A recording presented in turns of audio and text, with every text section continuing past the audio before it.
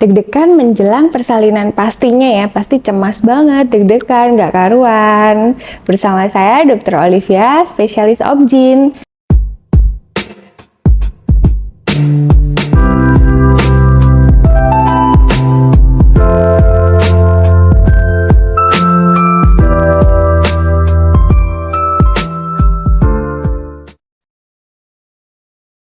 Jadi ada beberapa hal persiapan menjelang persalinan. Pertama pastinya persiapan fisik, lalu persiapan mental, serta persiapan finansial. Ini penting banget loh. Persiapan fisik, pastikan selalu kontrol ke dokter spesialis kandungan atau bidan terdekat apakah kondisi sang baby serta ibu tuh bagus. Karena itu yang paling penting, tekanan darah tinggi ada atau enggak, posisi janin bagaimana, apakah kepalanya sudah di bawah atau enggak, atau belum. Nah, lalu yang selanjutnya air ketuban, plasenta, dan yang lain sebagainya apakah normal. Apakah ada penyulit yang membuat pasien itu harus bersiap-siap untuk lahiran di tempat yang lebih lengkap. Seperti itu ya moms. Dan lalu untuk persalinan normal, apabila sang ibu udah boleh nih bu, udah boleh lahiran normal, apa aja nih yang harus disiapin? Untuk fisik, pastikan olahraga yang teratur, power walk, jalan ya, boleh pagi, boleh sore, pastikan jalan mungkin sekitar 1 jam, karena kan kadang-kadang kalau bumil kalau malam kan udah susah tidur, nggak enak posisinya. Pastinya kalau pagi itu udah masih ngantuk-ngantuk, nggak usah dipaksain jalan pas pagi, nggak apa-apa. Nah, pastikan jalan 1 jam, boleh berhubungan badan dengan suami, sperma boleh dikeluarkan di dalam. Lalu yang selanjutnya squat itu juga bagus untuk optimalisasi kepala janin biar lebih masuk panggul, lebih cepat turun.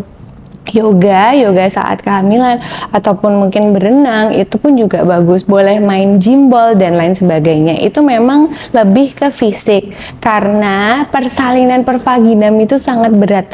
Jadi kalau emang nafasnya udah mulai pendek ataupun mungkin kondisi tubuhnya lemah, jadi untuk persalinan pervaginam itu butuh stamina yang kuat, karena memang selain rasa nyeri butuh yang meneran, karena dokter nggak bisa meneran, yang suami ataupun penunggu nggak bisa yang meneran, harus pasiennya sendiri. Itu sang ibu memang harus yang benar-benar harus meneran, mendorong supaya kepala bayi bisa lahir melalui vagina. Nah, itu untuk tips-tipsnya dari segi fisik. Dan jangan lupa minum air putih yang banyak, lalu cukup tidur, karena kalau misal nggak cukup tidur, nggak cukup makan, nutrisinya kurang, tentu saja waktu saat persalinan itu lebih berat. Dan selanjutnya persiapan mental. Persiapan mental ini banyak banget. Yang pertama, kita memang benar-benar harus menyiapkan diri kita bahwa persalinan itu kan nyerinya tuh mungkin nggak yang cuma 1 jam 2 jam, nyerinya tuh bisa 1 hari 2 hari. Bahkan apabila kalau misal persalinan normal itu tidak berhasil, jadi persalinan pervaginam tidak berhasil, jadi udah pembukaan lengkap pun tapi tetap harus operasi sesar, seperti itu. Itu kan memang benar-benar harus persiapan mental yang cukup, karena akan merasakan nyeri lebih lama, mungkin pasca operasi. Tapi jangan khawatir, sekarang banyak metode, banyak obat sehingga meringankan rasa nyeri tersebut. Dan itu memang yang pertama mental, dan harus percaya diri, afirmasi kepada diri kita bahwa kita bisa, si baby bisa, dan selalu terus berdoa, positive thinking. Jadi apapun yang terjadi itu memang yang terbaik dan memang udah kehendak Tuhan. Jadi nggak usah ngerasa sedih kalau misal ternyata nggak bisa untuk persalinan pervaginam, itu tuh nggak apa-apa. Karena yang penting kita udah berusaha, dan itu semua juga udah yang terbaik buat ibu dan janin. Jadi memang seperti itu, karena banyak sekali memang pasien yang merasa kok aku gagal ya jadi ibu karena aku nggak bisa melahirkan secara pervaginam atau melahirkan spontan. Jadi nggak usah perlu berkecil hati, jangan berkecil hati, karena semuanya itu pasti udah melakukan yang terbaik. Ya, semangat. Lalu yang selanjutnya masalah finansial.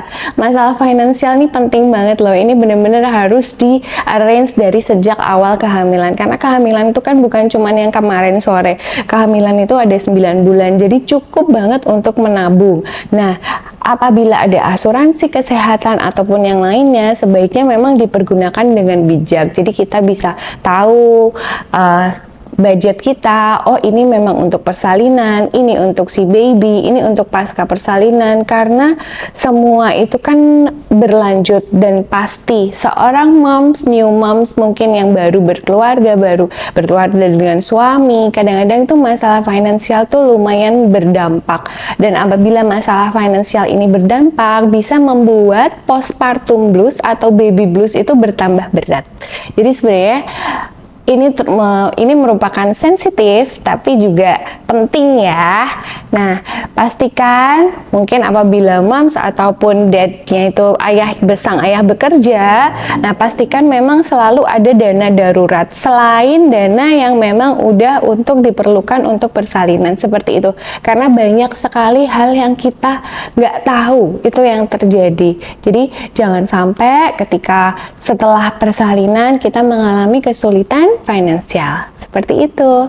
Semoga sangat membantu, dan apabila kalau emang ada rezeki berlebih, pastikan untuk menggunakan asuransi dan juga untuk menabung, pastikan untuk kelangsungan hidup si baby juga lebih bagus, kita bisa memberi pendidikan yang lebih optimal.